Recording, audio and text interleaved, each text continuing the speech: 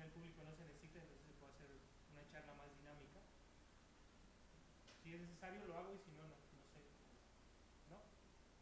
Mejor.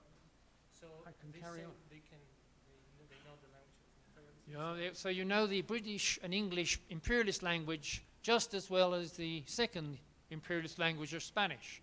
So with the two imperialist languages, we'll now discuss the question of the European Union, which, as I said, is a singular project about a single currency. If you think about it, certainly in the last 100 years, we have not had an attempt by a number of nations and economies to come together and have a single currency. It's not been achieved in Asia, it's not been achieved in Latin America, and it's not really been achieved in any other part of the world except Europe, certainly not for the last 100 years. So this sets a scene. After the end of the Second World War, after a terrible war which destroyed most of Europe, apart from other parts of the world, a strange thing happened. The two combatants between France and Germany had a new elite, a new strategic leadership in both places, and they came together very quickly in the early part of the 1950s, particularly led by the Social Democrat leaders of those countries, to move towards a united Europe as they saw it. Why? Because from their point of view, unless Europe first of all ended regular wars between them, they would never progress economically.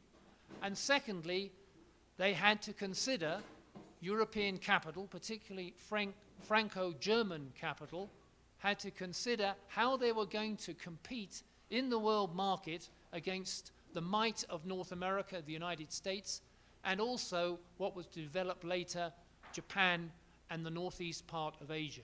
So the idea of a common market, a free trade market, followed by what is called a customs union, which brings about the unity of all kinds of other regulations and methods by which they can trade better.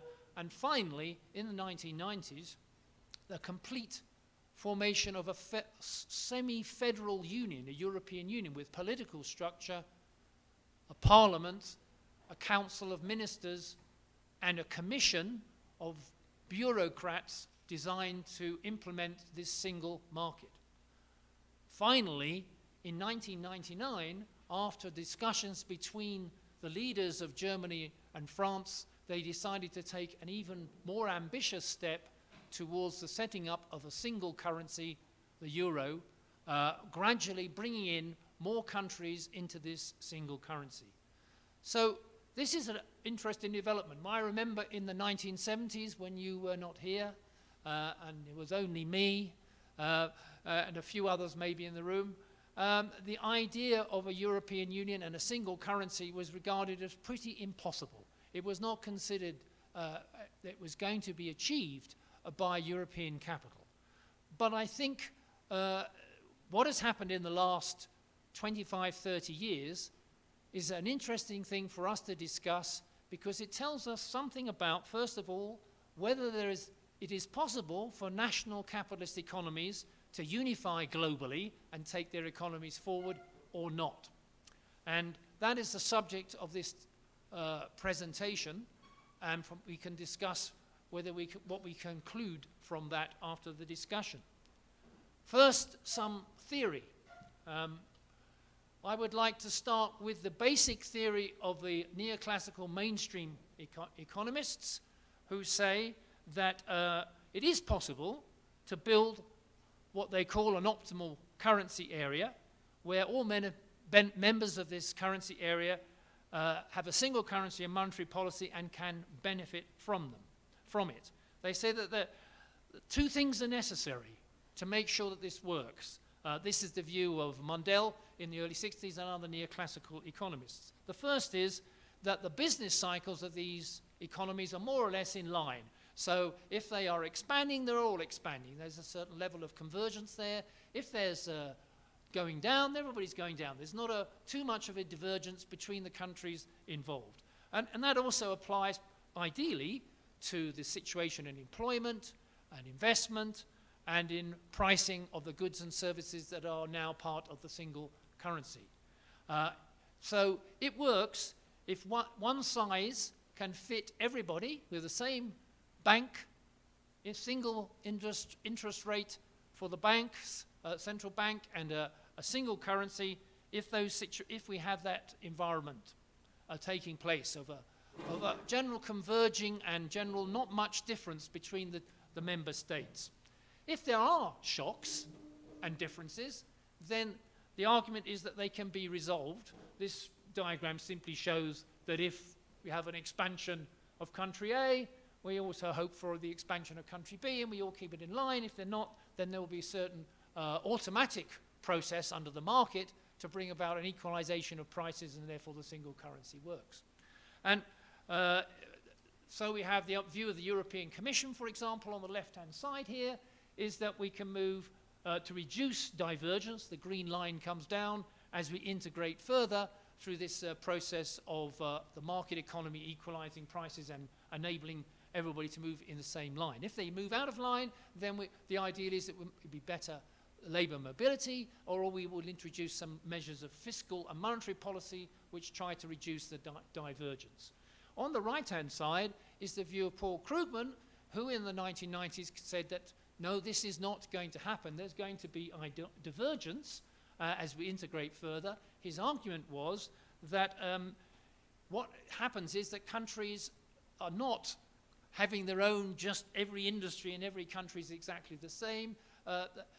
Industries run right across borders. So, for example, the chemicals industry runs through Italy, Germany, France, the communications industry another way. So there's a vertical cross-border relationship for various industries, and it's not possible in that situation, if there's a general expansion, inevitably there will be a process of divergence. That was Krugman's view.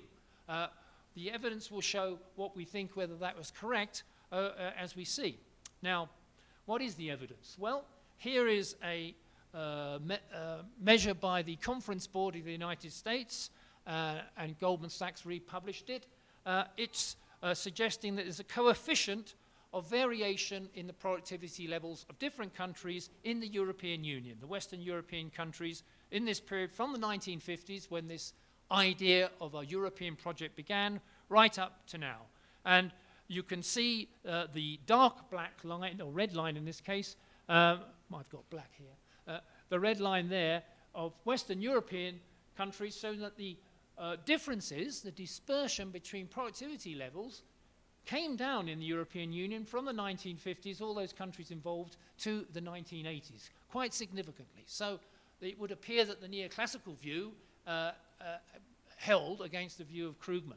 If you compare it, say, to the United States of the period from the 1980s, which also, the various states within the United States also converged on productivity levels to some degree, but not, as we can see, as much as the European Union did as well. And then we have the overall global position. You can see a similar process of integration. So part of the convergence of productivity levels is due to the general convergence of productivity levels of all the major economies, and not specifically to the European Union. And the other factor about that graph is, see whether it stops more or less in the 1990s. There has been no convergence of productivity levels within the European Union countries since then. That's partly because there's more of them, and the ones that have come in generally have lower productivity levels, and therefore they're not at the same level of Germany, France, and the core. And partly, as I would argue, that there are inherent tendencies which are making it not possible for this productivity to converge any further. I had a little graph here which shows the real GDP per capita of some of the major European Union member states between 1986 and 1999, which is the period where it seemed to have flattened out. So this is GDP per capita. It's not quite the same as productivity, which is obviously output per labour employed, but it gives you an indication of the divergence. So the average EU 15 rate was at 29%, 29 points there on the per capita ratio, but you can see that some countries have a huge rise in a growth of productivity or GDP per capita during that period. The weaker ones, Portugal, Spain, and also some of the core countries like the Netherlands, and yet we see less growth in output per capita of the countries like Germany, and also some of the weak ones. So it's a little of a mix. But the implication here is that on the whole, there is further convergence that took place to some extent between 1986 and 1999, even though the productivity dispersion rate flattens out. And then if we move to the neoclassical argument, the argument here is that this will only work if the business cycles are more or less in line, and not only productivity, but the growth of investment, consumption, and other economic indicators move more or less in line.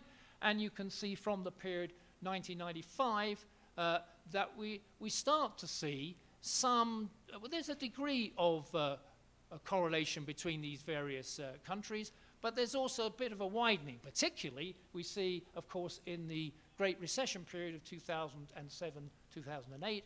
And since then, although some other countries have converged downwards, we can also see there is one outlier there which has, as it were, blown it. The green line, which is Greece, which appeared to rocket ahead of the European average on the cycle on the upside, and has now collapsed downwards in a very bad way. Some of the mainstream economists have looked at that data and they said to themselves, look, this isn't really optimal because it lacks a mechanism that can bring about divergent economic developments, these shocks that develop in the boom and slump crisis between countries, and that large imbalances are likely to remain despite the theory that they should eventually converge. This is a complicated graph, but if I were to, basically shows the ratios between the various countries on productivity levels compared to each other. And you can see that in the case of Germany, that Austria is at 0.69, Belgium's at 0.57, Finland 0.55, France 0.59 compared to German productivity. So they're lower, but they're more or less in line. On the other hand, if you look at what is now become the distressed European states, then you can see that the difference is huge, much huger indeed, and particularly in the case of Greece, is just unbelievably different between Germany and Greece. So there's a development and a divergence there, what is not beginning to appear in this period. And with the project of the euro, which began in 1999, we can see further divergence, not convergence. That the single currency has not created a convergent process. On the left-hand side vertical column, we have current account balances as a percentage of GDP. So, for example, this is between the average of 2002 to 7, before the Great Recession and a boom period. Estonia is running a 15%, or nearly 15% of GDP current account, and its GDP per capita relative to the European area average is around about 25–30%. It's way down the bottom there. And on the other hand, you go up the other end, you have the Netherlands running a surplus of 6 or 7% of GDP on the current account, and having a per capita level above the average of the EA12 of over nearly 120%. So if there was convergence, then we would be having a nice flat line, and what we're getting is nothing like that in terms of what's happened since the single currency has started. My argument, and I think the Marxist theory of currency union, is not that it is possible to achieve an optimal currency union by the processes, the automatic processes of the market through the business cycles will come into line, there will be convergence of productivity, markets will move prices and investment ratios to the point where we get an integration through the process of the market, assuming that the market is fully applied and you have the single currency and a single interest rate and a central bank. I think the argument of the Marxists will be the opposite of this. The argument of this is that capitalism can develop in a combined way when you break down national barriers, but it will also develop in an uneven way. is a combined and uneven development that capitalism has. And the reason for that is very simple, that competition, the centrifugal forces of competition, are much more powerful than the centripetal forces bringing together the basic production processes in these countries, because they're still national capitalist states and because they're competing on the market to gain profit share and profitability. And this contradiction between the drive for a competitive advantage on costs and on profitability is greater than, on the whole, most of the time, than the combined results of a unification of productivity and at the base. The famous classical argument is that everybody will benefit. This is David Ricardo's view in 1817, that if Portugal's got lots of lovely wine and Britain's got lots of lovely textiles, they have a comparative advantage. Both of them will gain by swapping their goods. If the Brits sell textiles to Portugal and Portugal sells their wine to the UK, everybody benefits and the market will integrate further. That, in a way, is also similar to the idea of the optimal currency area presented by the neoclassical economists. But it's empirically untrue. Comparative advantage is not achieved. The comparative advantage has not led to an integration.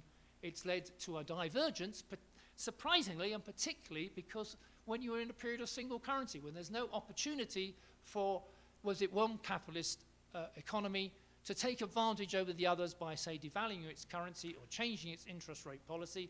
They're all committed to the central one, and the only people, as we'll see in a moment, the only states that are gaining the most from this, and you can guess which ones they are, the ones that set up the whole idea in the first place and are the strongest and have the highest levels of productivity and therefore the highest levels of, the lowest levels of cost advantage, those are the ones that gain most from this. So, so we have a position in the Marxist law of value is that a country may run a surplus against another country, but if its value per unit of capital is going to be transferred through the process of trade to the stronger currency, to the stronger country, and that will gain profitability. So you get a continual divergence rather than a convergence on the basis of improved productivity, closing the gap. And here is what happened since 1999, as you can see, to the relative gain on profitability in these various countries. This is from the European Commission's own database, EMACO, with a little bit of trickery and fiddling by myself. And you can see that the countries that have gained, compared to the Euro average, which is really set by Germany and France, is Ireland has gained. You can ask, why is this possible, small country like this? Because of huge American capital going in there, that a massive position where American capital is in Ireland, they don't pay tax, as the French complain. They're able to take advantage of using an educated workforce to boost profitability and use the single currency. Germany has improved, Finland's improved, Austria a little bit, and I don't have to say, once we get that thing out of the way, who's down the bottom, who has suffered really badly. It is the countries that were gaining under the European Union with the trade area and the customs union and the European Union, but once the single currency is applied, the advantages they had of lower labor costs, of being able to devalue their own currencies to keep advantage on that and to take a march, take a gain against the stronger economies, is no longer possible. So they're now, the pressures of uneven development begin to be applied because of the combined development. It's an interesting combination. So the lessons of the Euro project from 1999 are even more starkly revealed when we get to the crisis of the Great Recession and the following period, particularly, which is now called the Euro debt crisis, where some countries ran up huge private and public debts and were unable to finance those because European capital, in particular Franco and German capital, was no longer prepared to finance it and credit it, and their governments were also very reluctant to provide any sort of fiscal transfer. But the reason, I want to emphasize this is very important, is that the reason for this euro debt crisis and the crisis in general in the Great Recession was because the overall position of capitalism was being weakened.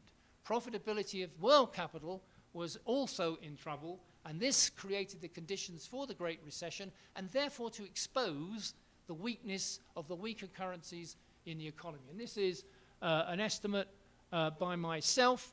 Sergio here is probably way better than me to do this, but we have it's one way of doing it with the pen tables. A simple mean for the G20 countries, we can see that the rate of profit in the 1950s right up to the mid-70s was very high on this measure anyway. It's a simple mean, so it's a little crude.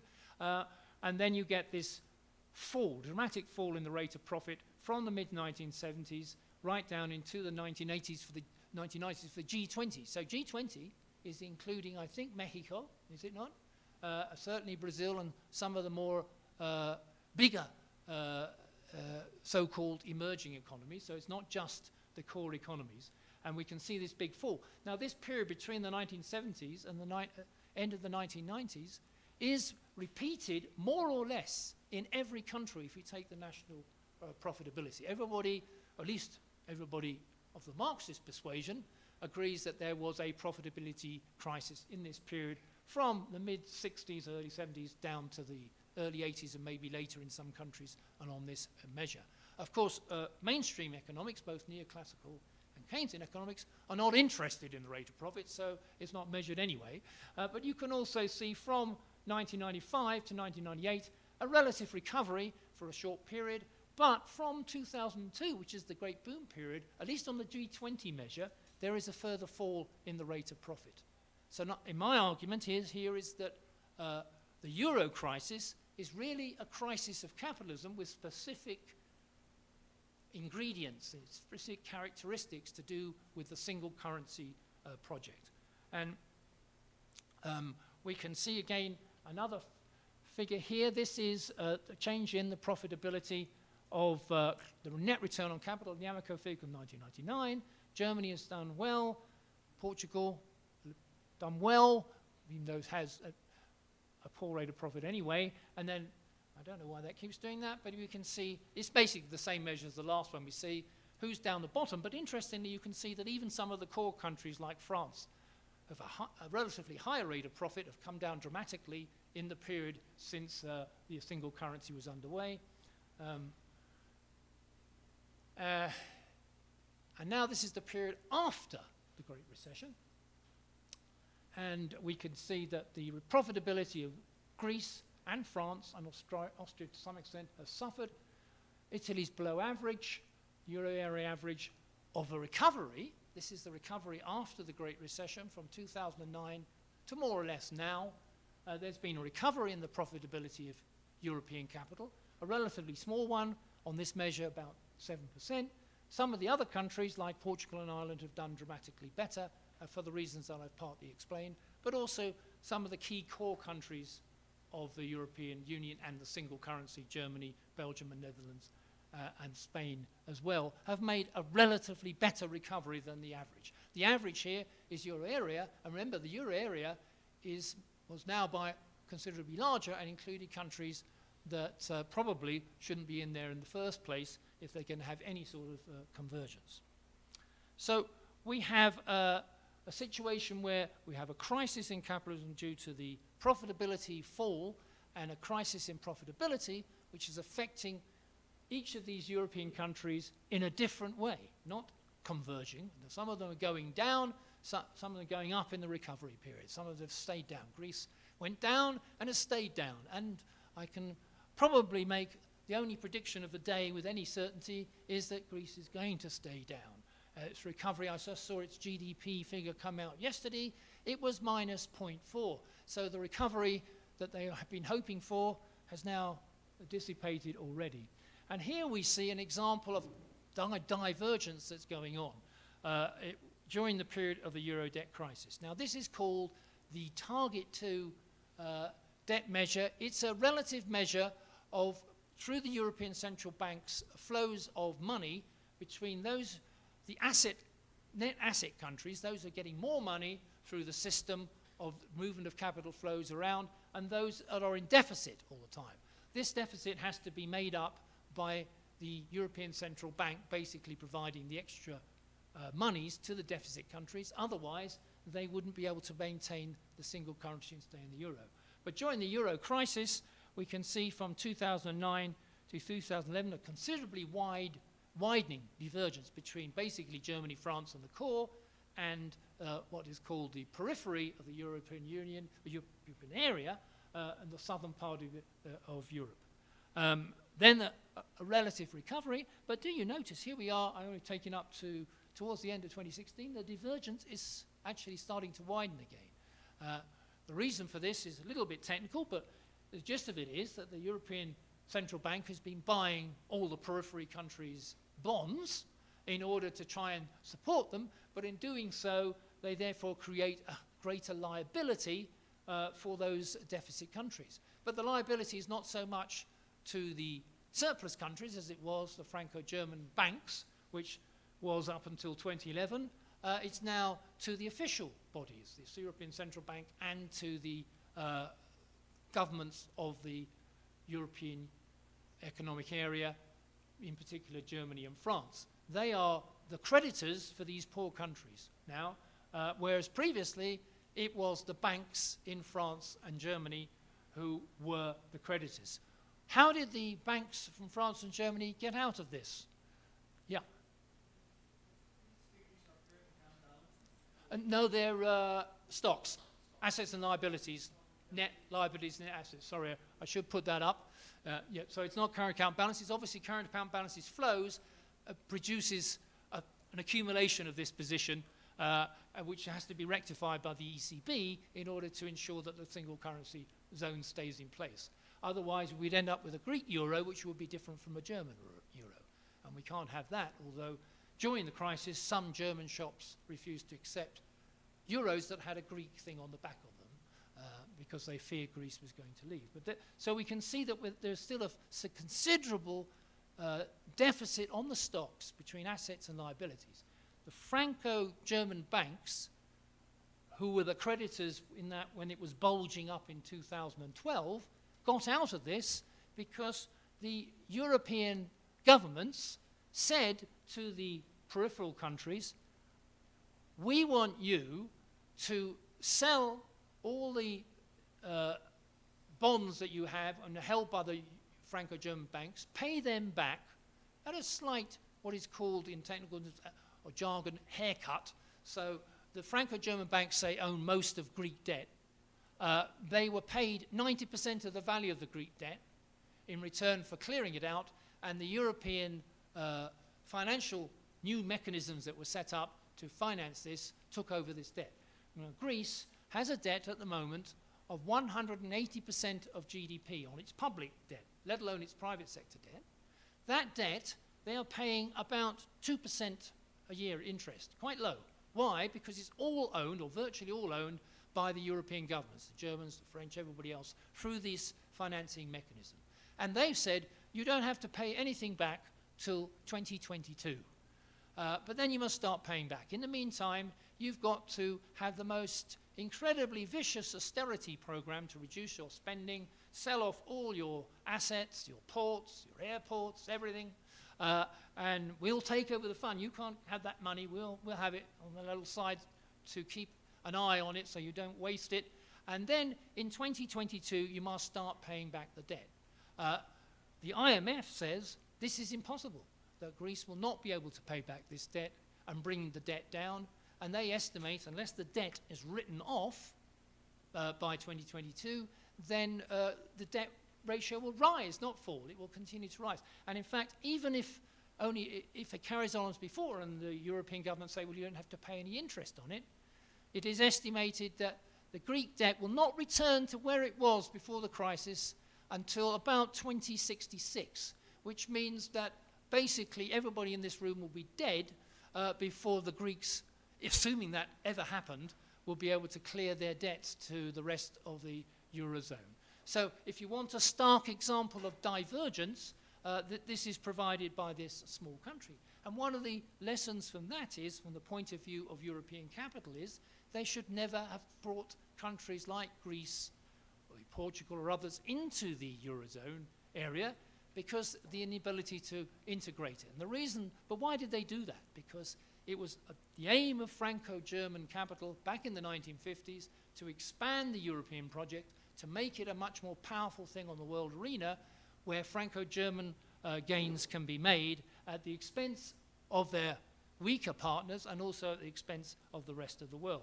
So we have a situation where in order to overcome the euro crisis, it wasn't done automatically through nice fiscal policy, as Mundell and the representatives of the optimal currency area said. It was done through the most severe austerity program. And also, perhaps even more significantly, by a significant reduction in the share of value going to labour compared to capital.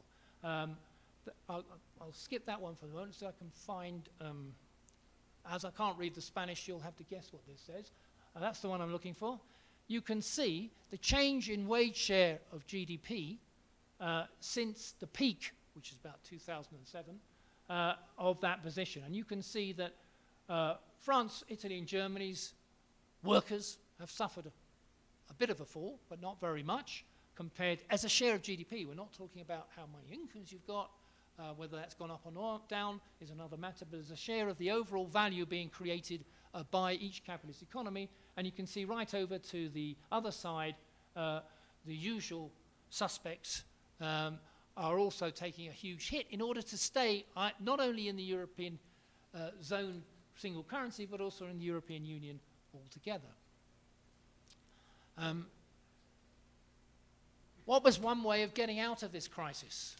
One way was cutting the value going to labour.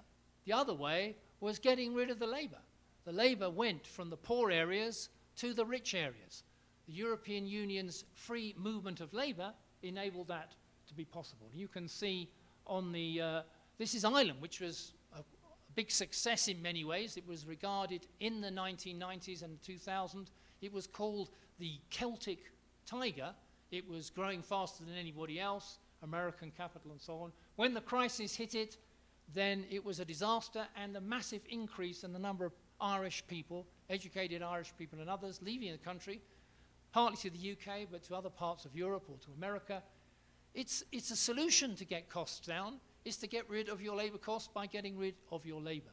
And one of the features, for example, in the Italian election, we have just had this week, is that the Italians have been noting that the biggest contribution to employment in the other core countries is coming from Italy, that the educated, the people with the best value added are moving out of Italy to Germany, to other places, not the UK anymore, because of course the UK has shot itself in the foot and is not able to deliver a better environment over the next 10 years. But we see a move in a direction through the free movement of labour. You could say this is the automatic process of the market and that it's allowing equalization of the labour forces. But actually what it's doing is diverging the market. It's taking the skill, the value-added labour out of the weaker economies and putting it into the stronger economies. It is increasing the regionalisation of Europe in the same way that we know in every country that is capitalist, particularly in Italy and Greece and Europe, but also, I imagine, in Mexico too, that the poorer areas never seem to close the gap with the richer areas, and particularly in crises, they do not. Now, I want to, if I can, just present a little bit of an argument, which I like doing, which is to have a go at the Keynesian solutions. Now, the Keynesians, on the whole, not all, but will say what's wrong with the euro currency area, why it doesn't work is because it is now just a single currency.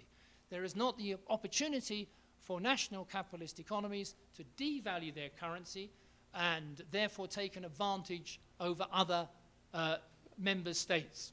A bit like this. They have to emigrate and devalue. Another room. Yeah. And so what you're getting in the case of this argument is that if you remember in 2015 there was a big division amongst the Greek people about whether the only way out for them was to leave the euro return to their national currency, break with the austerity program of the European institutions and the IMF, and launch out on their own. On the whole, most Greeks opposed that. They opposed austerity and they opposed leaving the euro. Now, the Keynesians would say, well, you can't have one without the other, and a devaluation and leaving the euro would have been the best solution for Greece. Well, I've taken a quick example here of ICE's Iceland. We're looking at Iceland here. Iceland's not in the Eurozone area. It's not in the European Union. It's a relatively small place, 200,000, I think. University City would take up most of Iceland's population, which gives you an indication how small it is. But nevertheless, its view was the best solution was to devalue the Icelandic krona, and keep well out of anything to do with the European institutions. They had to pay a lot of debt back to European banks and also bail out their own banks, which have gone bust. But they devalued their currency as the solution to their problem. This is a measure of what happened to their rate of profit and also what happened to the Greek rate of profit. In other words, the health of the capitalist sector. So Iceland devalued, but it hasn't really been able to restore its profitability to the same extent. Greece stayed in the European zone. Its currency, its profitability fell. The result is more or less the same. And when we look at the real wages, which I unfortunately don't have here, but I can tell you that the devaluation of Iceland's currency meant a 40% fall in the real value of that currency and the incomes for Icelandic people when it took place. There's been a recovery since, but that was a massive fall. And when you measure it out, again, around about 2015, you find that the loss in real income for the average Icelander as a percentage of where they were before is the same as for the average Greek. So the devaluation, Keynesian solution, leaving the euro area and devaluing doesn't seem to work either. So exiting won't work. But nevertheless, we continue with the position where we now have the Italian election where this issue is again raised. That we continue with a position where Italy runs a huge balance of trade deficit with Germany, which means that although it is getting extra value in a way from Germany by running this, because it has a higher rate of value in each output because of the extra labor that goes in the case of Italy with Germany, it is being all the gains of that are being sucked back to the German capitalist system, to capital, and so Germany continues to just ride high against the weaker countries in the Eurozone. Now, I also want to present an argument which I presented yesterday, is to say that the Keynesian position is that what you need to do, apart from devaluation, is for governments to reverse austerity, start spending more. The government should spend more to compensate for the failures of the private sector to stimulate demand. I showed yesterday that actually, certainly for any period over the last 40 or 50 years, that policy, I would argue empirically, has been proven to be unproven, if you want to put it that way. It doesn't appear to be an increase in GDP relative to an increase in government expenditure. This is called the Keynesian Multiplier. You can measure it as the government expenditure to GDP against GDP growth, or to the budget balance against GDP growth, whichever way. That Keynesian multiplier has not really been successful in turning around those economies. What has been successful is that if the net profitability of an economy increases, then it will lead to an increase in the real GDP. So, and this, I think, is the light that the Marxist multiplier presents to the room. That you can see on the horizontal line the change in the profitability, the net return on capital, as measured by the European Commission for the period 2010-2015, with the various countries in the European area, and also the top 6 countries. G6 means the top 6 economies in the world, although I was told yesterday that I shouldn't have Italy in there. Well, I think I left it out, G6 out of there. Oh, no, it's Canada that's not in there. Then GIPS is Greece, Italy, Portugal, Spain, and then all is an average. And that's a correlation between the change in profitability and the change in real GDP of those 5 years.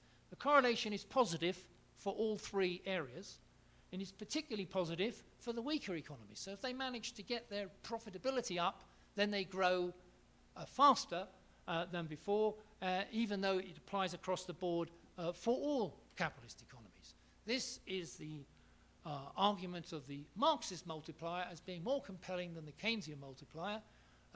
I cannot claim to be the owner of this particular concept. It was by Guglielmo Carchedi from Italy who presented this in the first place, and I think it has a great deal of validity in explaining what is going on in the European Union. Yeah, yeah.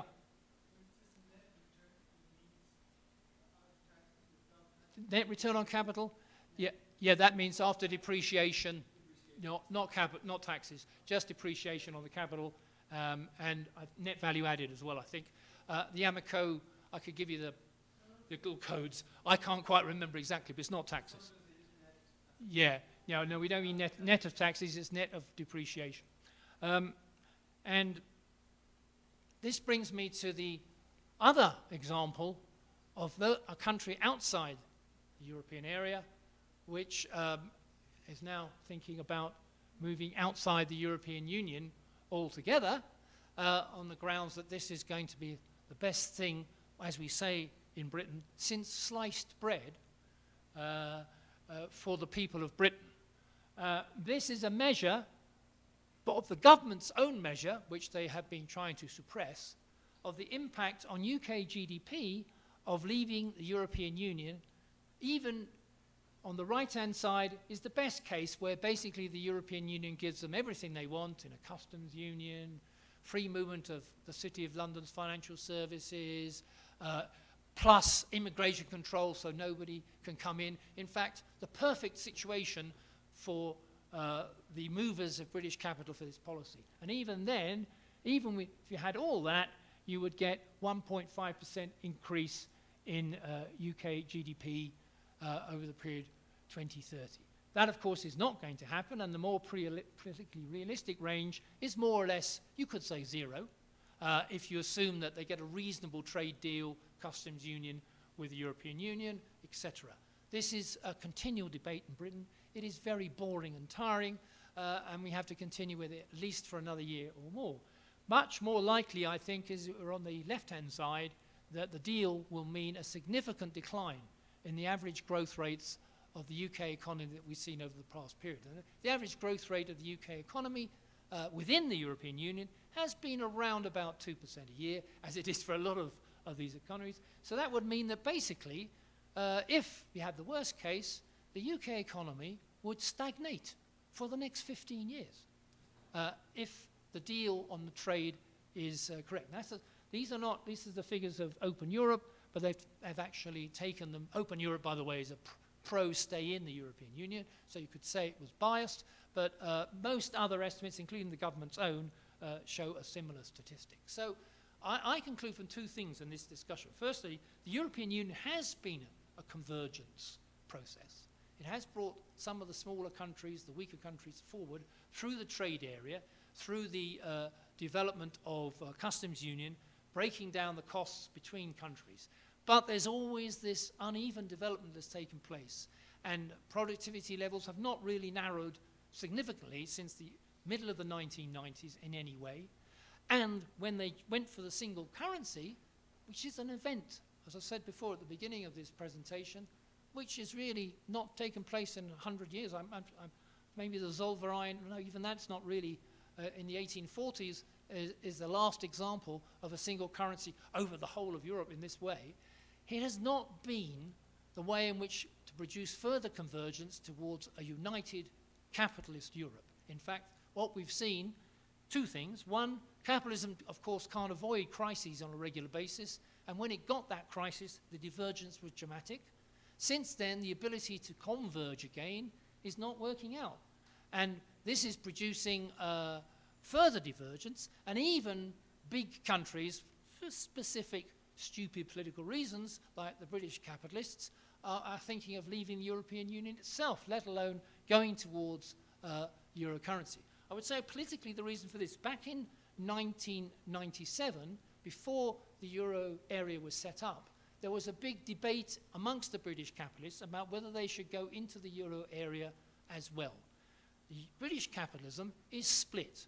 It has been split for maybe 300 years between going to America and being part of America, being a junior partner with America, because they speak the same language and we like freedom of markets and not all this regulation for the European Union, and the other half, actually the majority half, including the City of London, that want to stay in the European Union because the financial services sector and other big businesses would do much better staying in the European Union and have done so than if they were just floating outside the English Channel on their own.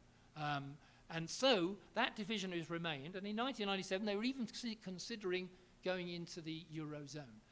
They didn't do so because of the split. They weren't sure whether that was the correct direction to go.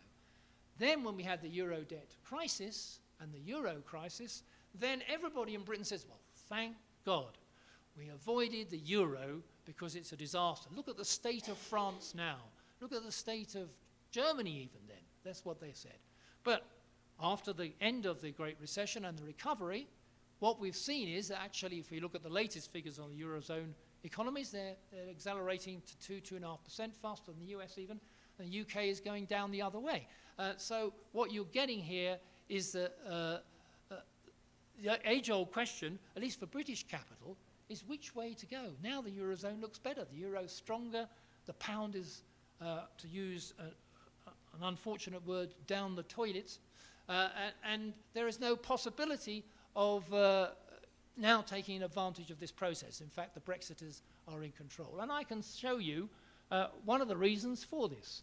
And this is my final graph, so you can have a relief in a minute, that you can see that the rate of return on capital, this is national accounts figures, not using the Eurozone Commission figures, is the orange line, which is on the right-hand side scale. So back in the period when they were talking about joining the Eurozone, British capital's rate of profit was around about 14%. These are official figures.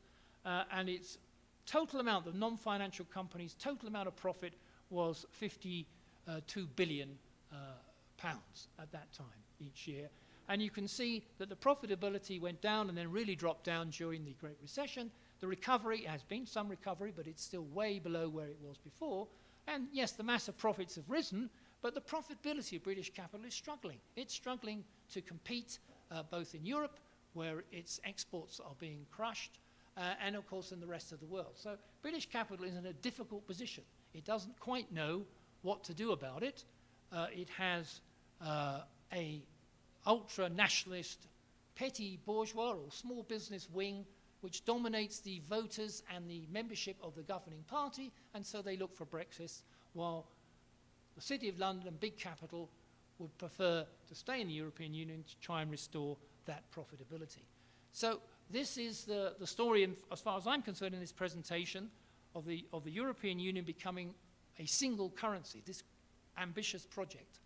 It has not led to convergence between the member states, as expected both in neoclassical theory and also in the hopes of the European Commission, but actually divergence. There is fissures between the pressures, forcing things outwards, centrifugal forces, as well as the forces that try to bring people together, businesses together and markets together through labour, free labour, through recognized harmonious regulations, and so on.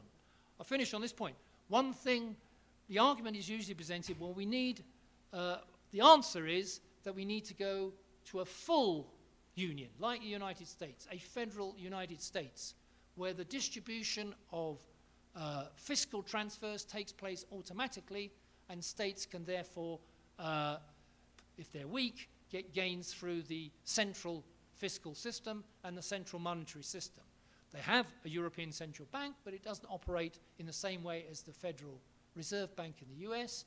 they have some fiscal transfers. European budget is 1% of Europe's GDP compared to the budget of the Americans' federal budget, which is about 20% of GDP. So you have a considerably different. The argument is presented, if we go to a federal United States of Europe, then the integration will take place. I would say 2 points on that. First, there appears to be no possibility politically that would ever happen, because the competition and division within the national capitalist states of Europe is too great to consider. And the reason for that is that they would see, basically, it would not be Washington, D.C. and New York dictating to the rest of America.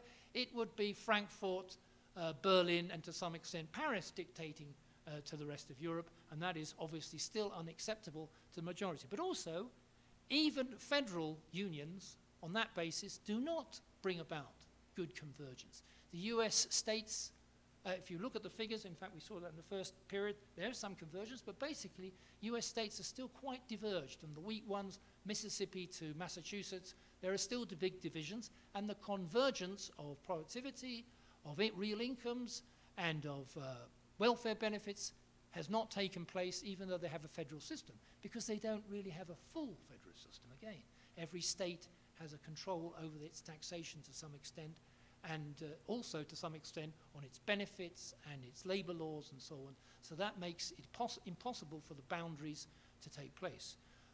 Mundell and the neoclassical say if we remove those boundaries, everything will be fine. Krugman would say no, because all the industries run across the borders, and therefore the different industries are growing faster, so those areas that have got that industry will diverge from those that don't have it. Marxists would say there is an inherent tendency for divergence through the market because of the competition over profitability.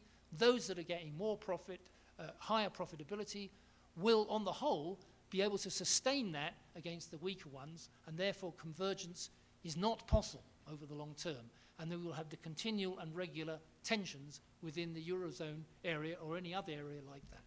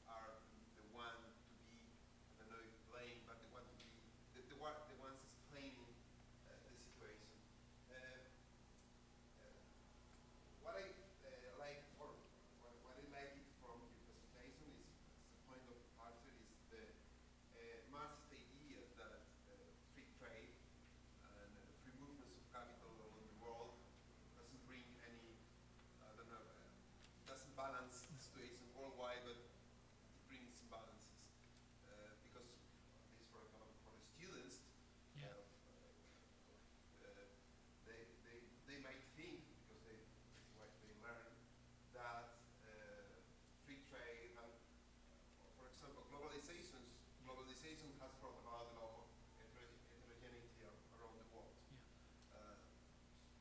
Sometimes we think that globalization is the same as homogenization, that is just the opposite in economic grounds. For example, in the 2000s, the trading balances exploded everywhere in the world, not only in the European Union. The trading balances exploded all over in the world, in Asian economies and in China. China and everywhere, and they didn't have the same currency, and even they could devaluate it or overvaluate it, whatever. The trade balances still were growing during the 2000s until the financial the Great Depression happened. So I think this is a phenomenon that is related more with free trade and free movements of capital with globalization than with the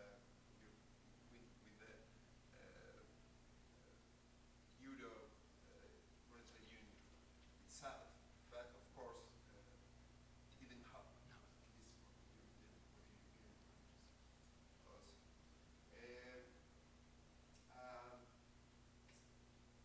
The currency or the world, I think that you have also for the economies to have the control of the currency, or it's becoming more and more important in the last decades with free trades and free movements of capital. The US dollar as a world currency has become much more powerful during the last decades than during the 60s or 70s, before the collapse of the breaking of the Bretton Woods agreement. So, and this, so this is a new situation that it's been happening in the world economy since the 80s at least, and then the euro, I think, tried to address this situation for Europe to have a very important currency that could compete with the US dollar, but it failed also in that. Even for Germany and for the main countries, it failed very much for that. So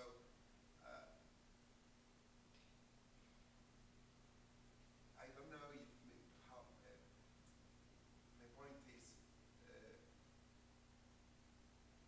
I don't know if Germany would be better off with the former German Mark. mark The George. or the euro in this situation, in terms of, I don't know, in terms of world money and Yeah. having the control of world money in this situation.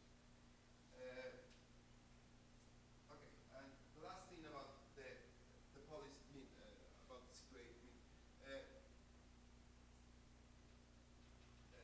I agree that the burden of the crisis has been put on the labor, workers, but the working class has been very weak since the 80s, but especially also during the crisis. Apart from Greece. Apart from Greece. Apart, maybe, but that's in most places, and capital has been very strong against labor too. Capital has been very able for the first time in a major crisis to avoid or avert the devaluation of capital. And to me, because you mentioned in the paper that capital sometimes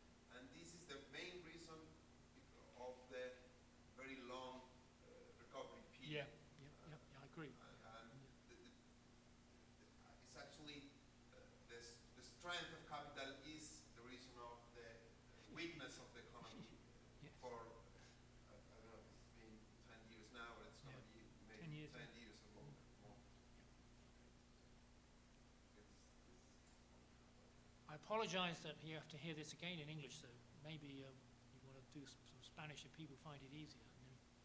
I get Jose to translate for me.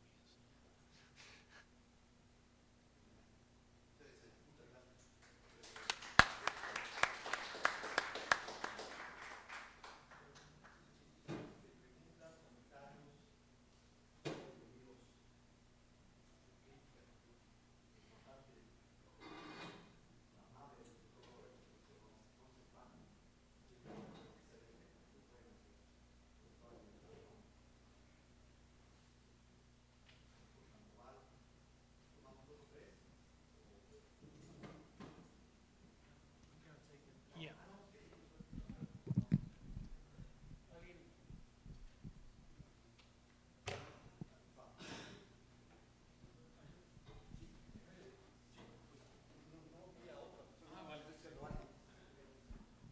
¿En inglés o en español? ¿Cómo? Sí.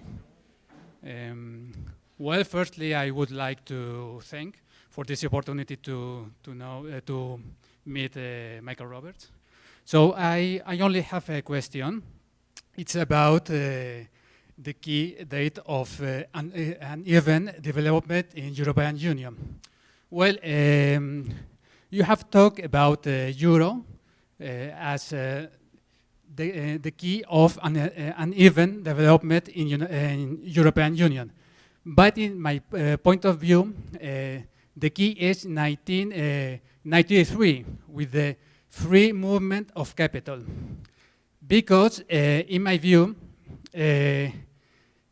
so I mean the free movement of capital between sectors, nations, regions, is it marks the key of why the capitalist development is uneven, is unequal. So, do you think Maastricht trade or Maastricht agreement is the key of uneven development in European Union, or do you think it's the euro? Thanks. It's only a question.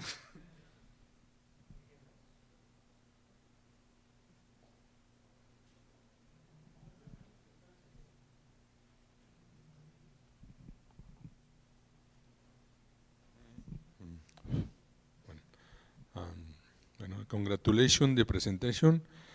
My question is about the England now and politics situation England now. What is position and Jeremy Corbyn and Labour Party now about the Brexit? What is position in the Jeremy Corbyn and the Brexit, y cuál es la situación?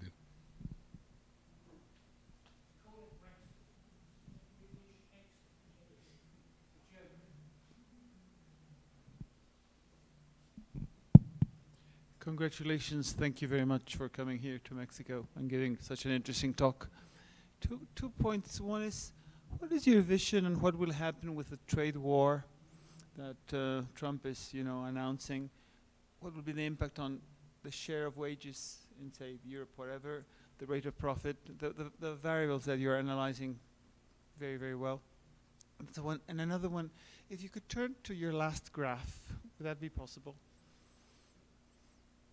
Yes, the UK, that's the UK. If we look at the yellow line, after 2009, it looks quite nice. Yeah, right at this. Yeah. At the same time, you were saying that the rate of growth of GDP in England or in Britain, whatever, is not so good. So. Not so good since 2014. Yeah, but I was going to say of GDP, it's 2014. Yeah. So well. It's because obviously Brexit started. Right. But it looks quite a success. I mean, if you look at 2009 to, I mean, yeah, but I mean. You see something similar because, but look on the left-hand side. Remember that back in 1997. True. He was up in 14, 15%. True, but. Like that.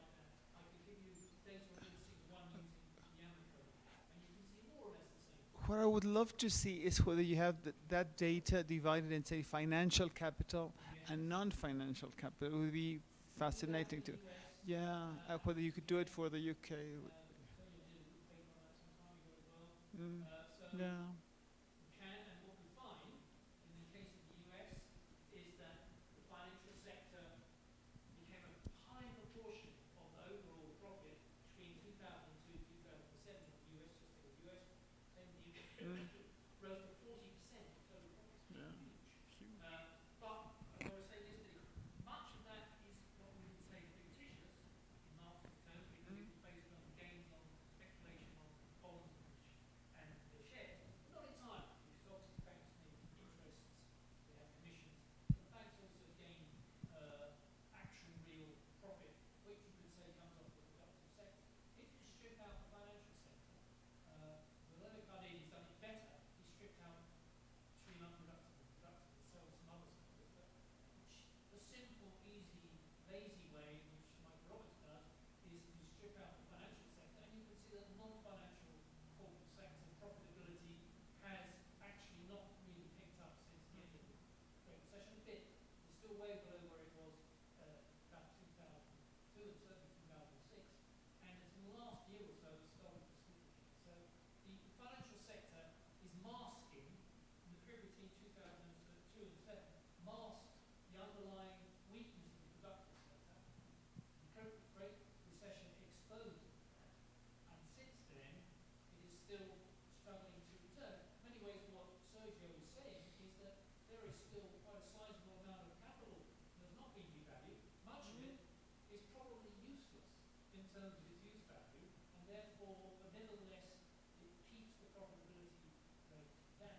What you really need, if you're a good capitalist, is a nice big slump the next year or so to cleanse things out and really put the workers back on, right down on their knees so that you can go forward.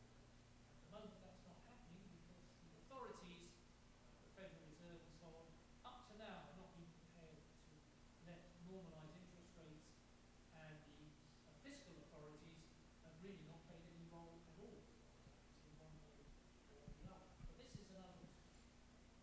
But my last question would be, when you look at the other graph of your Marxist multiplier, and then don't put it, just remembering it.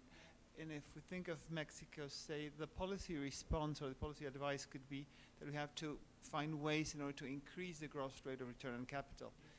In the case of Mexico, although the fiscal multiplier is very bad, because in my view that depends on the very bad spending that we have. It's very little and very badly done. But one could say that when we need sort of like a Schumpeterian approach to public spending in order that we have investment, then you improve and boost the rate of rate of return, and then you may.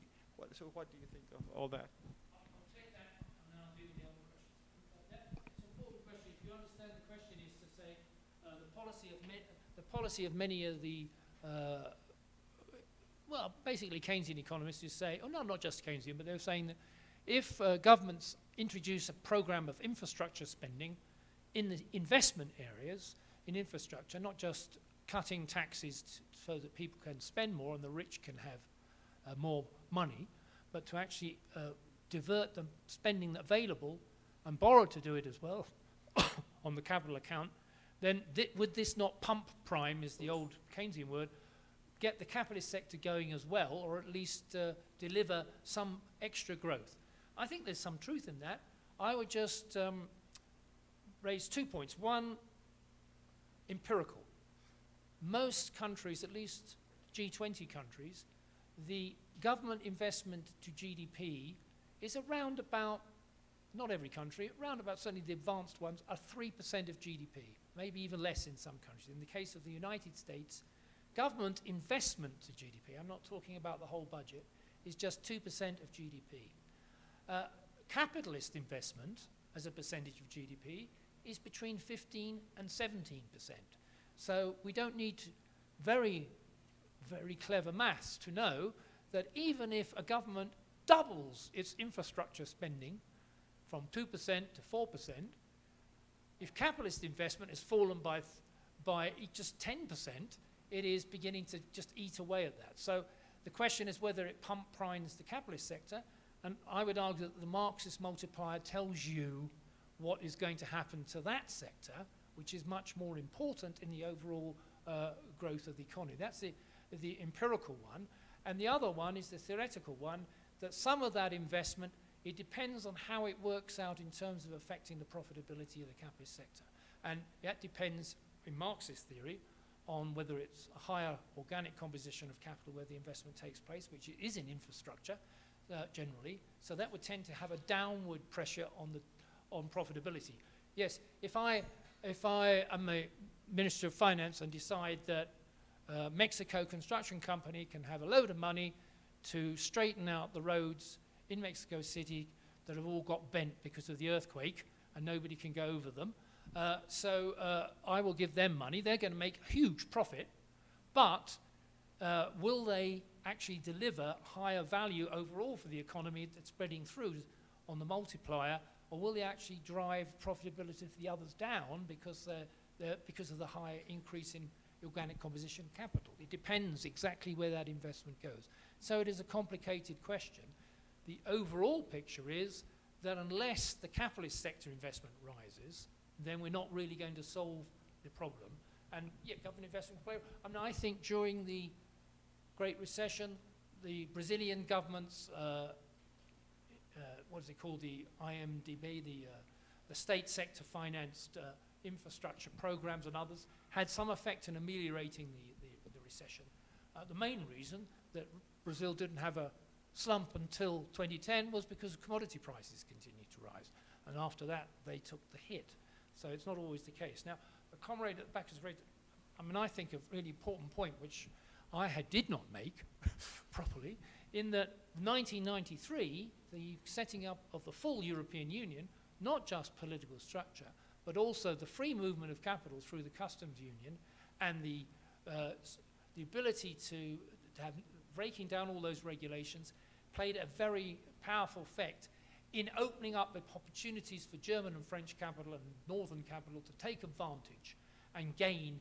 The money just shot into countries like Portugal and Greece and so on.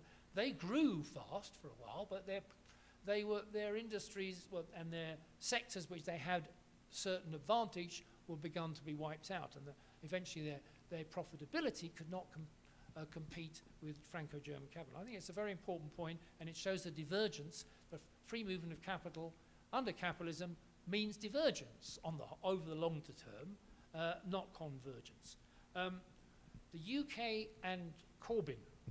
The UK, as I said, the capitalists are split, as I say, politically between staying in the European Union and leaving the European Union.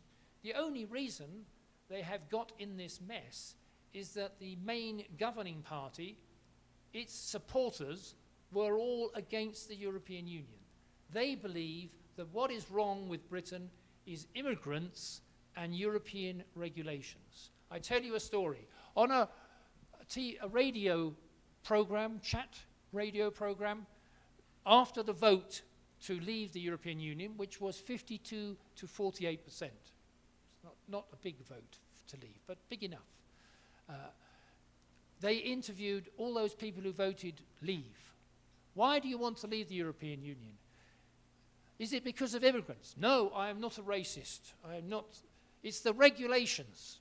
So the interviewer said, which regulation don't you like? They could not think of one regulation they did not like because it's just an idea that everything is their business, their area is controlled. They don't remember all the European subsidies to the poorer parts of Britain or anything. It's the regulations they have in mind. And they have been sold this propaganda by this nationalist wing of the governing party, which all its members, by the way, are older than me, most of them, and they're all living in the past of the British Empire, where everything was white, we had a Union Jack, and the Europeans were very low people. We don't want to be associated. These are they're dying, but they are still, and they are controlling the Conservative Party. And the leadership of the party is so frightened that they were going to lose power, they had this referendum. The leadership thought that they would win the referendum to stay in, and then this issue would be dead for a while. And shock and horror, they lost it. So it's like like Trump does, asking the teachers to take the guns and to protect the classroom. And unfortunately, the teacher shot himself in the foot doing it. And now the British capitalists are in a very difficult position. That was a long answer to not the answer to the question. But what is happening with the Labour Party on the other side? We've seen a dramatic change in the nature of the Labour Party, in that across Europe, lots of the social democrat traditional mainstream social democrat parties in Germany, in France, and now in Italy and others have been wiped out. They're replaced by two sorts of parties. They're called, in the capitalist press, populist parties. The populist right wing are those who are against the European Union, against immigrants, and want some sort of independence again. And there's a left-wing populist movement, Podemos in Spain and others, where they're fed up with the corruption, they're fed up with the failure of the socio-economic government to stop austerity and so on. So the populations have proportional representation in their voting. I don't know if you have that in Mexico. I can't. I think you do, don't you? Is it PR? See, it's not constituencies, or is it by share of votes? I'm not sure. But most of Europe, it's by share of votes. So lots of small parties can get a share of the vote and get into Parliament. But not in Britain. Not in Britain. We have a system where if I get 25% of the vote for a party and the other party gets 24% of the vote, I am the Member of Parliament, even if I don't get 50%.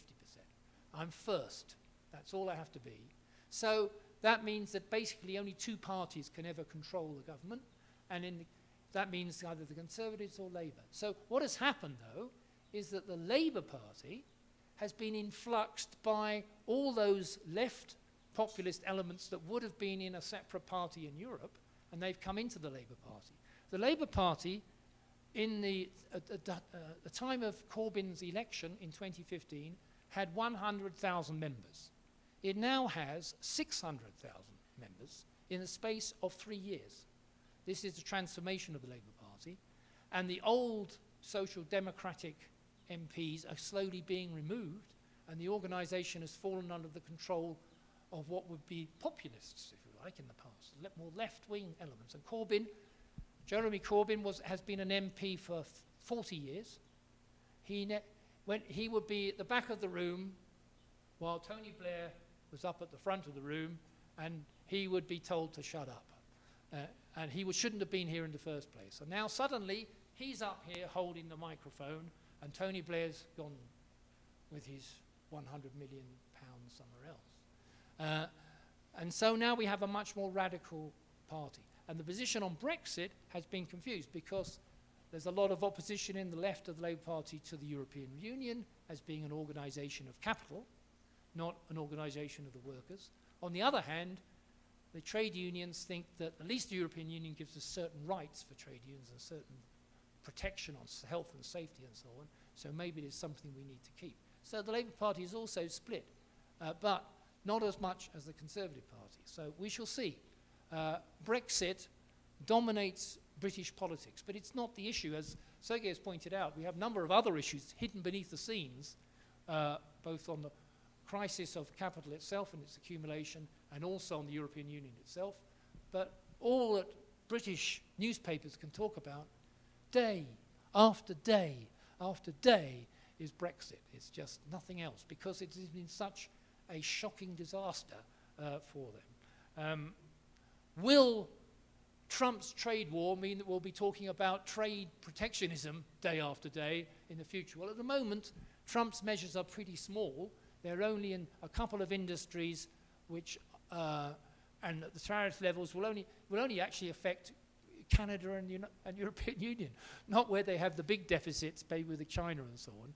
And so it's a sort of, how do you know this in English? Knee-jerk reaction. It's not up here. It's just a reaction against everybody, which is the way Trump's politics are. Whether it will lead to a systematic program of protectionism, a break from the World Trade Organization, and the retaliation, as we had in the 1930s, as you remember, in the Depression period, where tariffs would then be set up, and this actually drove all of these economies back into depression in the middle of the 30s. That remains to be seen. I'm not sure. I don't know if anybody else has a view, but I'm not sure how this is going to go. It may just be one of Trump's weekly things, and then it'll die again, and we'll be talking about something else. I don't know, Russia.